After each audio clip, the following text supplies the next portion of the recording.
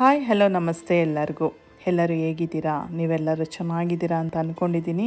ಹಾಗೆ ನಾನು ಕೂಡ ಚೆನ್ನಾಗಿದ್ದೀನಿ ಅಂತ ಹೇಳ್ತಾ ಇವತ್ತಿನ ಕುಕ್ಕಿಂಗ್ ವ್ಲಾಗ್ನ ಸ್ಟಾರ್ಟ್ ಮಾಡ್ತಾಯಿದ್ದೀನಿ. ಇವತ್ತು ನಾನು ಮೊಟ್ಟೆ ಬಿರಿಯಾನಿ ಮಾಡ್ತಾಯಿದ್ದೀನಿ. ಪಕ್ಕಾ ರೆಸ್ಟೋರೆಂಟ್ ಸ್ಟೈಲು, ತುಂಬ ಚೆನ್ನಾಗಿರುತ್ತೆ.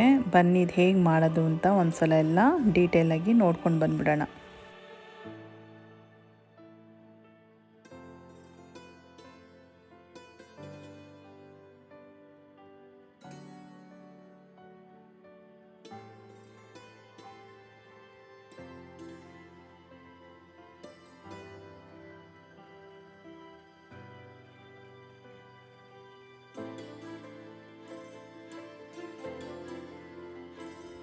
ಮೊಟ್ಟೆ ಬಿರಿಯಾನಿ ಅಂದರೆ ಮೊಟ್ಟೆ ಬೇಕೇ ಬೇಕಾಗುತ್ತಲ್ವ, ಅದಕ್ಕೆ ನಾನಿಲ್ಲಿ 5 ಮೊಟ್ಟೆನ ಬೇಯಿಸಿ ಇಟ್ಕೊಂಡಿದ್ದೀನಿ.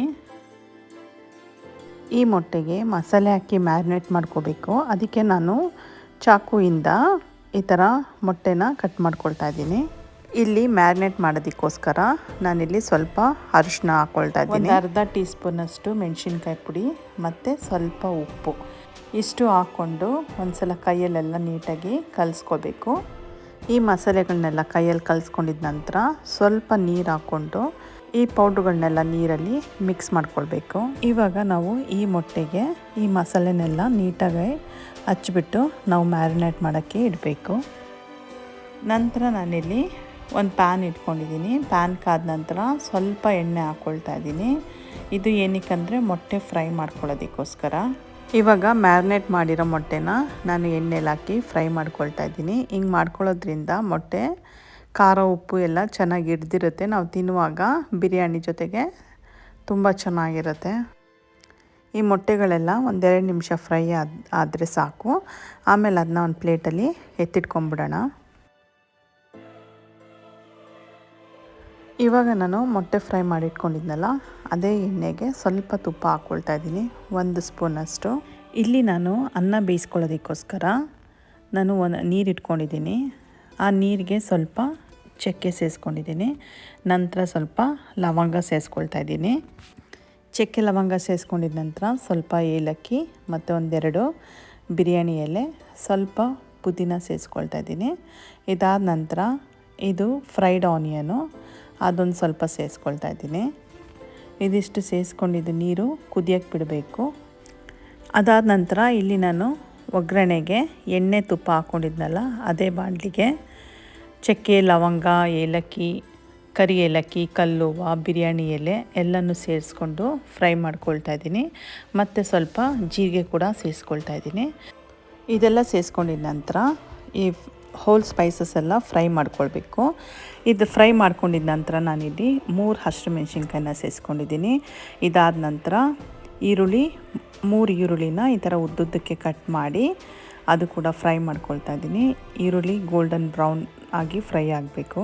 ನಾನಿಲ್ಲಿ ನೀರನ್ನ ಕುದಿಯೋಕೆ ಇಟ್ಟಿದ್ನಲ್ಲ, ಆ ನೀರಿಗೆ ಒಂದು ಅರ್ಧ ನಿಂಬೆ ಹಣ್ಣು ಹಿಂಡಿ ರಸ ಮಾತ್ರ ಹಾಕ್ಕೊಳ್ತಾ ಇದ್ದೀನಿ.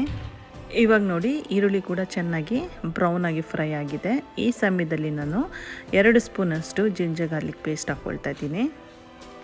ಜಿಂಜರ್ ಗಾರ್ಲಿಕ್ ಪೇಸ್ಟದು ಹಸಿ ವಾಸನೆ ಹೋಗಬೇಕು, ಅಲ್ಲಿವರೆಗೂ ನಾವು ಫ್ರೈ ಮಾಡ್ಕೊಳ್ಬೇಕು. ಜಿಂಜರ್ ಗಾರ್ಲಿಕ್ ಪೇಸ್ಟು ಫ್ರೈ ಆದ ನಂತರ ನಾನಿಲ್ಲಿ 2-3 ಟೊಮೊಟೊ ಹಣ್ಣು ನಾನು ಕಟ್ ಮಾಡಿ ಇಟ್ಕೊಂಡಿದ್ದೆ, ಅದನ್ನ ಸೇರಿಸ್ಕೊಳ್ತಾ ಇದ್ದೀನಿ. ನಂತರ ರುಚಿಗೆ ತಕ್ಕಷ್ಟು ಉಪ್ಪು ಸೇರಿಸ್ಕೊಳ್ತಾ ಇದ್ದೀನಿ. ಅನ್ನ ಬೇಯಿಸೋಕೆ ಇಟ್ಕೊಂಡಿದ್ದೀವಲ್ಲ, ಆ ನೀರಿಗೂ ನಾನು ಉಪ್ಪು ಸೇರಿಸ್ಕೊಳ್ತಾ ಇದ್ದೀನಿ. ಇದಾದ ನಂತರ ಇಲ್ಲಿ ನಾನು ಟೊಮೊಟೊ ಸೇರಿಸ್ಕೊಂಡಿದ್ನಲ್ಲ, ಅದಕ್ಕೆ 1 ಸ್ಪೂನಷ್ಟು ಮೆಣಸಿನ್ಕಾಯಿ ಪುಡಿ, 1.5 ಸ್ಪೂನಷ್ಟು ಧನಿಯಾ ಪೌಡರು ಮತ್ತು ಸ್ವಲ್ಪ ಅರಿಶಿನ ಪುಡಿ ಸೇರಿಸ್ಕೊಂಡಿದ್ದೀನಿ. ಸೇರಿಸ್ಕೊಂಡು ಇವೆಲ್ಲನೂ ನೀಟಾಗಿ ಮಿಕ್ಸ್ ಮಾಡ್ಕೊಳ್ಬೇಕು. ಇದಕ್ಕೆ ನೀವು 1 ಟೀ ಸ್ಪೂನಷ್ಟು ಜೀರಿಗೆ ಪೌಡ್ರು ಕೂಡ ಸೇರಿಸ್ಕೊಳ್ಬೋದು. ಇವೆಲ್ಲನೂ ಚೆನ್ನಾಗಿ ಮಿಕ್ಸ್ ಮಾಡ್ಕೊಂಡಿದ ನಂತರ ನಾನಿಲ್ಲಿ 3-4 ಸ್ಪೂನಷ್ಟು ಮೊಸರನ್ನ ಚೆನ್ನಾಗಿ ಬೀಟ್ ಮಾಡಿ ಇವಾಗ ಗೊಜ್ಜಿಗೆ ಸೇರಿಸ್ಕೊಳ್ತಾ ಇದ್ದೀನಿ.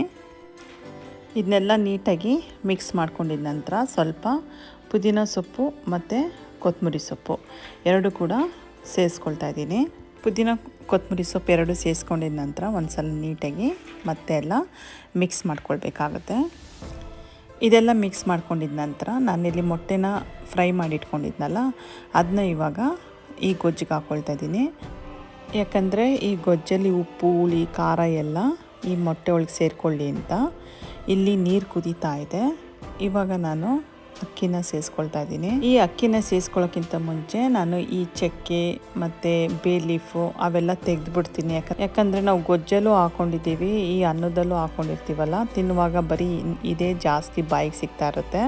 ಹಂಗಾಗಿ ಬರೀ ಚಕ್ಕೆ ಮತ್ತು ಬಿರಿಯಾನಿ ಎಲೆ ಎರಡನ್ನೂ ತೆಗೆದುಬಿಡ್ತಾ ಇದ್ದೀನಿ. ನಾನಿಲ್ಲಿ 1 kg ಅಕ್ಕಿ ತೊಗೊಂಡಿದ್ದೀನಿ, ಅಂದರೆ 2.5 ಗ್ಲಾಸ್ ಅಷ್ಟು ಅಕ್ಕಿ. ನಂತರ ಅಕ್ಕಿನ ಸೇರಿಸ್ಕೊಂಡು ಒಂದು ಸಲ ಎಲ್ಲ ನೀಟಾಗಿ ಮಿಕ್ಸ್ ಮಾಡ್ಕೊಳ್ಬೇಕು. ಇವಾಗ ಬಿರಿಯಾನಿಗೆ ಗೊಜ್ಜು ಎಲ್ಲ ರೆಡಿಯಾಗಿದೆ. ಇಲ್ಲಿ ಅನ್ನ ಕೂಡ ಒಂದು 70% ಬೆಂದಿದೆ. ಇವಾಗ ದಮ್ ಕಟ್ಟೋದಕ್ಕೋಸ್ಕರ ನಾನಿಲ್ಲಿ ಬೇರೆ ಪಾತ್ರೆನ ತಗೊಂಡಿದ್ದೀನಿ. ಇವಾಗ ನಾನು ಈ ಪಾತ್ರೆಗೆ ಬರೀ ಗೊಜ್ಜು ಮಾತ್ರ ಸೇರಿಸ್ಕೊಳ್ತಾ ಇದ್ದೀನಿ. ಈ ಗೊಜ್ಜು ಸೇರಿಸ್ಕೊಂಡಿದ ನಂತರ ನಾನಿವಾಗ ಸೆಕೆಂಡ್ ಲೇಯರು ಅನ್ನ ಸೇರಿಸ್ಕೊಳ್ತಾ ಇದ್ದೀನಿ.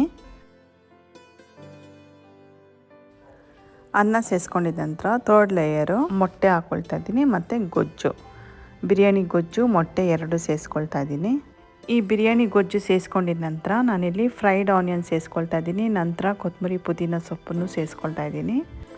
ಇದಾದ ನಂತರ 4th ಲೇಯರು ಅನ್ನ ಸೇರಿಸ್ಕೊಳ್ತಾ ಇದ್ದೀನಿ.